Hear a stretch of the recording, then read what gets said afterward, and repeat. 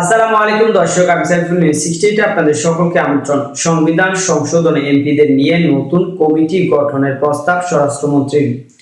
সংবিধান সংশোধনের বিষয়ে সরকারি এবং বিরোধী দলের সংসদ সদস্যদের নিয়ে একটি পৃথক কমিটি গঠনের প্রস্তাব দিয়েছেন স্বরাষ্ট্রমন্ত্রী সালাউদ্দিন আহমেদ। রোববার 29শে মার্চ বিকেলে 3টার ত্রয়োদশ জাতীয় সংসদের প্রথম অধিবেশনের মুলতবি বৈঠকে পয়েন্টে অফ অর্ডারে বক্তব্য দিয়ে তিনি এসব কথা বলেন।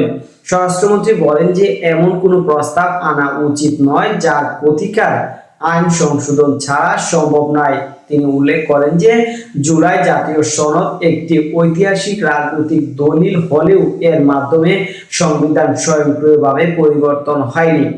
তিনি আরো বলেন যে সংবিধান সংশোধনের ক্ষেত্রে সংবিধান বিশেষজ্ঞ ও বিশিষ্টজনদের মত নেওয়া প্রয়োজন।